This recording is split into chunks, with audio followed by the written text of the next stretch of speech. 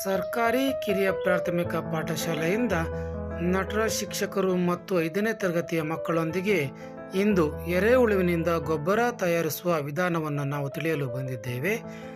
ಈ ಒಂದು ತೋಟದಲ್ಲಿ ಮೊದಲು ಸಿಮೆಂಟ್ ಇಟ್ಟಿಗೆಗಳಿಂದ ತೊಟ್ಟಿಗಳನ್ನು ತಯಾರು ಮಾಡಿರುತ್ತಾರೆ. ಆ ನಂತರ ತೊಟ್ಟಿಯ ಒಳಗಡೆ ತೋಟದಲ್ಲಿ ಸಿಗತಕ್ಕಂತಹ ಗರಿಗಳನ್ನು, ಒಣ ಎಲೆಗಳನ್ನು ಅದರೊಳಗಡೆ ಹಾಕಿದ್ದಾರೆ. ಆ ನಂತರ ಮುಂದಿನ ಒಂದು ಕ್ರಮಗಳನ್ನು ನಾವು ರೈತರಾದಂತಹ ಶಿವಮೂರ್ತಣ್ಣನವರ ಬಳಿ ತಿಳಿಯೋಣ.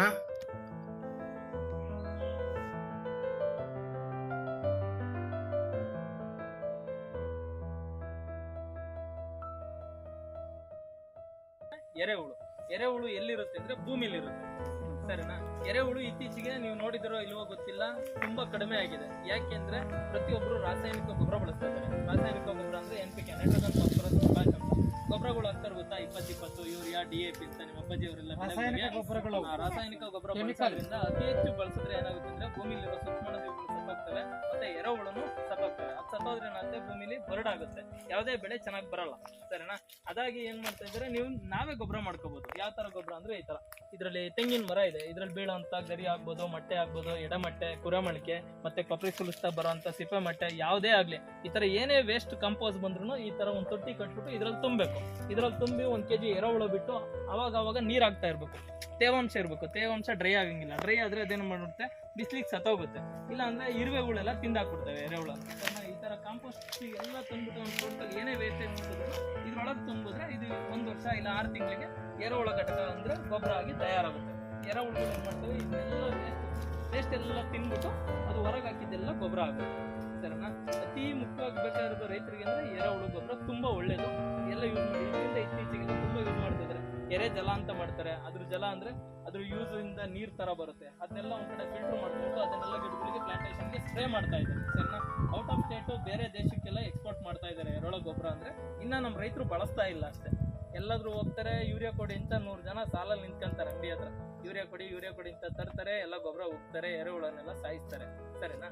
ಎರೆಹುಳ ಘಟಕ ಯಾಕೆ ಮಾಡ್ಬೇಕು ಅಂದ್ರೆ ತುಂಬಾ ಒಳ್ಳೇದು. ನಾವೇ ಗೊಬ್ಬರ ಕಸದಿಂದ ರಸ ಮಾಡ್ಬೋದು ಅಂತ ಹಾಕಿ ಇದೆಲ್ಲ ಭೂಮಿಲಿರ್ತಕ್ಕಂಥ ಎರೆಹುಳುಗಳೆಲ್ಲ ಸತ್ತೋದು, ಜೀವಾಣುಗಳೆಲ್ಲ ಸತ್ತೋದು, ಅದರಲ್ಲಿರ್ತಕ್ಕ ಅಂಶಗಳೆಲ್ಲ ಹೋಗ್ತವೆ. ಅಷ್ಟು ಗೊಬ್ಬರ, ನೀವು ಗೊಬ್ಬರನ ಒಂದಿಷ್ಟು ತಗೊಂಡೋಗ್ಬಿಟ್ಟು ಯಾವ್ದಾದ್ರು ಒಂದು ಗಿಡಕ್ಕೆ ಹಾಕಿದ್ರೆ ಸುಟ್ಟೇ ಹೋಗುತ್ತೆ ಅದು. ನೋಡಿದಿರಲ್ವಾ?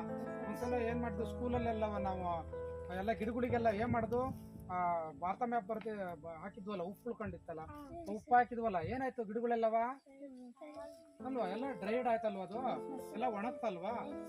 ಸೇಮ್ ಹಂಗೇನೆ ಎಲ್ಲ ರಾಸಾಯನಿಕ ಗೊಬ್ಬರಗಳು ಹಾಕಿಬಿಟ್ಟು ಎಲ್ಲ ಹಾಳಾಗ್ತಾ ಇದೆ ಭೂಮಿ.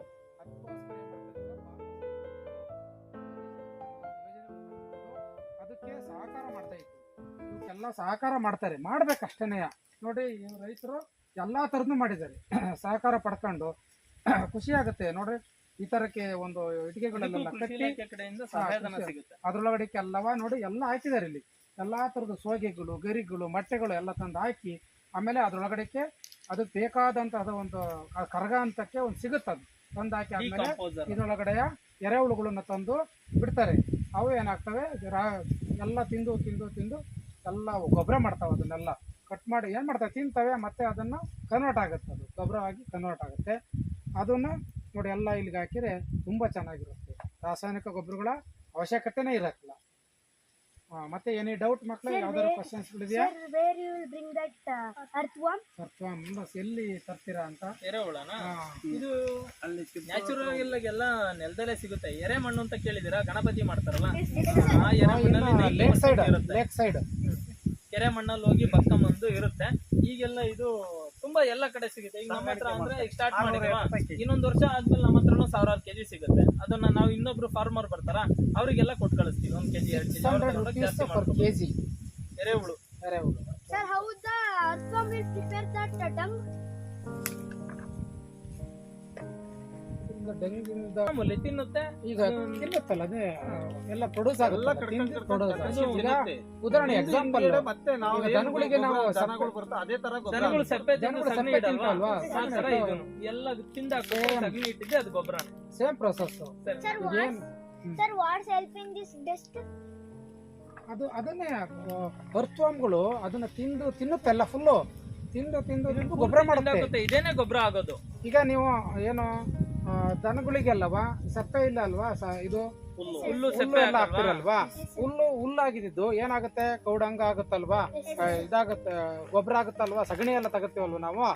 ಇದು ಸೇಮ್ ಸಗಣಿ ಮಾಡುತ್ತೆ.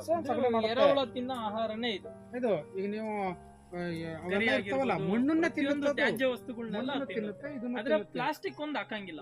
ಪ್ಲಾಸ್ಟಿಕ್ ಯಾವುದೇ ತರ ಪ್ಲಾಸ್ಟಿಕ್ ವೆರಿ ಡೇಂಜರಸ್. ಸಿಕ್ಕಿದ್ರು ತೆಗ್ದಾಕ್ಬೇಕು, ಭೂಮಿಯಿಂದ ಆಚೆ ಹಾಕ್ಬೇಕು. Sir, for that earthworm, now you will only bring earthworm, or government will do the earthworm? Government supply ಮಾಡುತ್ತೆ. ಗೌರ್ಮೆಂಟ್ ಸಪ್ಲೈ ಮಾಡುತ್ತೆ, ರೈತರು ತಗೊಂಡ್ಬರ್ಬೇಕು. ರೈತರು ಬೆಳಿಬೇಕು. ತಗೊಬಂದ್ಬಿಟ್ಟಿಲ್ಲ ಅದನ್ನ ಕರೆಕ್ಟಾಗೆ ಸಾಕ್ಬೇಕು. ಅದುವೇ ಸರಿಯಾದ ವಾತಾವರಣ ಸರಿಯಾಗಿ ನೋಡ್ಕೊಂಡ್ಲಿಲ್ಲ ಅಂದ್ರೆ ಅದುವೇ ಎಲ್ಲ ಇರುವೆತ್ಕೊಂಡ್ಬಿಟ್ಟು ಎರೆಹುಳಗಳು ಹಂಗಾಗುತ್ತೆ. ಇರು ಅದು ನೋಡ್ಕೊಂಡ್ರಿ. ಸುತ್ತ ಇದಕ್ಕೆ ದೊಡ್ಡ ಕೋಡ್ ಹಾಕ್ತಾರೆ ಒಟ್ಟಿಗೆ. ಎಲ್ಲರೂ ಸಹ ನೀವೇ ನೋಡ್ರಿ, ನೀವೆಲ್ಲಿ ಕೆಮಿಕಲ್ ಇರಕ್ಕಲ್ಲ, ನೀರ್ ಬೀಳುತ್ತೆ, ಅಲ್ಲಿ ಅರ್ಥವಾಮ್ ಇರ್ತಾವ ನೋಡಿದಿರಾ, ಅಲ್ಲಿ ಗೊಬ್ಬರ ಇಲ್ದಿರತ್ತ ಅವು ಇದ್ದೇ ಇರ್ತವೆ. ಆಮೇಲೆ ಅಲ್ಲಿ ನೀರ್ ಬಿಟ್ಬಿಟ್ರೆ ಎಲ್ಲ ಚೆನ್ನಾಗಿ ಹೋಗ್ತವೆ, ಎಲ್ಲ ಕಪ್ಪಗಿರುತ್ತೆ ಭೂಮಿ ಎಲ್ಲವ. Okay okay. Sir, you will say this earthworm dung. Sir, you will say ಇವರಿಗೆ ಬೇಕಲ್ಲ, ನಮಗೆ ಬೇಕು, ನಾವ್ ಯಾರಿಗೂ ತೋಟ ಕೊಡಲ್ಲ. ಇದೆ, ನಮ್ ತೋಟಕ್ಕೆ ನಾವು ಯೂಸ್ ನಮ್ ಮಾಡ್ತೀವಿ. ಗೊಬ್ಬರ ನಮಗೆ ಮಾತ್ರ ಉಪಯೋಗಿಸ್ಕೊಂತೀವಿ. ತೀರಾ ಮಾರೋ ತರ ಏನ್ ದೊಡ್ಡದಾಗಿ ಮಾಡಿಲ್ಲ. ನಮ್ದು ಬೇಕು ಅಂದ್ರೆ ಗೊಬ್ಬರ ಅದು ದೊಡ್ಡದಾಗಿ ಇದೊಂದು 4 ತೊಟ್ಟಿ ನಮ್ದು 5 ಎಕರೆ ಜಮೀನ್ ಐತಿ. ಈ ತೋಟಕ್ಕೆ ಹಾಕ್ತಿವಿ, ಅಡಿಕೆಗೆ ಹಾಕ್ತಿವಿ, ಎಲ್ಲ ಇದಕ್ಕೆ ಹಾಕ್ತಿವಿ. ನಮಗೆ ಗೊಬ್ಬರ ಮಾಡ್ಕೊಂತಾರ ನಾವು. ನಮ್ಗೆ ಮಾಡ್ಕೊಂತೀವಿ. ಈಗ ಇದು ನಾವು ಹಂಗೆ ಬಿಟ್ರೆ ಹುಳ ಗೊಬ್ಬರ ಆಗಲ್ಲ. ಎರೆಹುಳ ಬೇಕು ಗೊಬ್ಬರ ಹಾಕ್ಬೇಕು ಬಂದವರಿಗೆ ಅಂದ್ರೆ ಎಲ್ಲ ಮಣ್ಣು ಎರೆಹುಳ ಬರುತ್ತೆ. ಜಾಸ್ತಿ ಆಗಿಲ್ಲ. ಜಾಸ್ತಿ ಆದಂತ ಕಾಲಕ್ಕೆ ಎರೆಹುಳ 3 ತಿಂಗಳು ಸಿಗಿದ್ವಿ. ಅವಾಗ ಯಾರು ಇರ್ಬೇಕು ಅವಾಗ ಒಂದೊಂದು ಕೆಜಿ ಕೊಡ್ತೀವಿ. ಇಂದು ನಾವು ಶಿವಮೂರ್ತಣ್ಣವ್ರ ತೋಟಕ್ಕೆ ಬಂದು ಎರೆಹುಳುವಿನಿಂದ ಗೊಬ್ಬರನ ಹೇಗೆ ತಯಾರಿಸಬೇಕು ಅಂತ ತಿಳ್ಕೊಂಡಿದ್ದೀವಿ. ಹೋಗೋಣ ಮಕ್ಕಳೇ.